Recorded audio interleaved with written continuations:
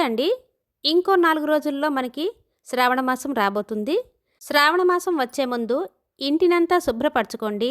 ఇంట్లో ఉండే బూజునంతా తొలగించి నీట్‌గా ఉంచుకోండి. శ్రావణ శుక్రవారం రోజు ఇంటిని శుభ్రపరచకూడదు.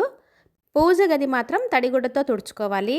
ఆ రోజు నీటిలో పసుపు కానీ, గంగాజలం కానీ వేసి ఇంటినంతా మామిడి ఆకుతో కానీ లేదా ఏదైనా పువ్వుతో కానీ ఆ నీటిని జల్లుకోండి. పూజలో ఎప్పుడూ నిండు పువ్వులే వాడుకోవాలండి. పువ్వులు తక్కువగా ఉన్నాయి కదా అని పువ్వుల్ని తుంచి వాటి రేకులతో మాత్రం పూజలు చేయకండి. చాలామంది అష్టోత్తరాలు చదివేటప్పుడు పువ్వుల్ని విడదీసి వాటితో పూజలు చేస్తూ ఉంటారు. ఇది చాలా తప్పండి. మనం నిండు పువ్వులతోనే అమ్మవారిని పూజ చేయాలి. కేవలం శ్రావణ శుక్రవారం అనే కాదు, ఏ పూజ చేసినా సరే నిండు పువ్వులతోనే పూజ చేయాలి. ఇక నైవేద్యం విషయానికి వస్తే 3 రకాలు కానీ, 5 రకాలు కానీ, 7 రకాలు కానీ, 9 రకాలు కానీ ఇలా మీ ఇష్టం అండి. బేసిన సంఖ్యలో ఎన్ని రకాలైనా మీరు వండి పెట్టుకోవచ్చు. అమ్మవారికి అయితే ముఖ్యంగా నల్ల శనగలు, క్షీరన్నం, పులిహోర ఇవి తప్పకుండా పెట్టుకుంటారండి. ఆ తర్వాత మీకు పూర్ణాలు, గారెలు ఏవి ఇష్టమైతే వండి పెట్టుకోవచ్చు. పూజా సమయంలో దీపారాధన చేసేటప్పుడు మాట్లాడుతూ దీపారాధన చేయకూడదండి.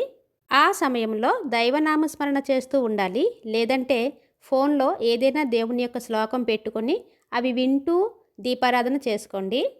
దీపం ప్రమిదలు కానీ, దీపపు కుందెలు కానీ కింద ఏమీ లేకుండా వెలిగించకూడదండి. కింద ఏదైనా ప్లేట్ పెట్టండి, లేదా మట్టి ప్రమిద ఒకటి ఉన్నా పెట్టుకోండి. దీపం పెట్టే ముందు దీపం కింద ఒక ముగ్గు వేసి ఆ పైన ఒక ప్లేట్ కానీ లేదా మట్టి ప్రమిద కానీ పెట్టి దీపాన్ని వెలిగించుకోండి. ఎందుకంటే దీపం మనకి అమ్మవారి స్వరూపం కదండి. సాక్షాత్ ఆ లక్ష్మీదేవిగానే భావిస్తాము. అందుకని దీపం వెలిగించిన తర్వాత దానికి పువ్వులు కానీ, అక్షింతలు కానీ లేదా పసుపు కుంకుమ కానీ వేసి దీపం జ్యోతి నమస్తుభ్యం అంటూ మనసులో అనుకుంటూ దండం పెట్టుకోండి. దీపం వెలిగించడానికి అన్నిటికంటే ఆవు నెయ్యి శ్రేష్టమండి. ఆవు నెయ్యి లేనట్లయితే నువ్వుల నూనెతో దీపం పెట్టుకోవచ్చు. ఏకవత్తితో ఎప్పుడూ దీపం వెలిగించకూడదండి. 2 వత్తులు కానీ లేదా 3 వత్తులతో కానీ దీపాన్ని వెలిగించుకోవాలి. మీకు సాయంత్రం సంధ్యాదీపం పెట్టే అలవాటు లేకపోయినా ఈ శ్రావణ మాసమంతా సాయంత్రం ఇంట్లో దీపం వెలిగించండి. మీ ఇంటికి ఎంతో శుభం కలుగుతుంది. మంచి వాతావరణంలో ఉన్న అనుభూతిని కూడా పొందుతారండి. ఈ శ్రావణ మాసంలో ఏ ఇంట్లో అయితే ప్రతినిత్యం విష్ణు సహస్రనామాలు, లక్ష్మీ స్తోత్రం చదువుకుంటారో ఆ ఇంట్లో లక్ష్మీనారాయణలు కొలువై ఉంటారండి.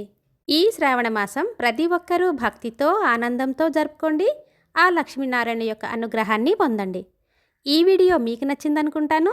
మీకు నచ్చినట్లయితే లైక్ చేయండి, మీ ఫ్రెండ్స్కి షేర్ చేయండి, అలాగే మీ సపోర్ట్ని మాకు అందివ్వండి. Thank you for watching this video.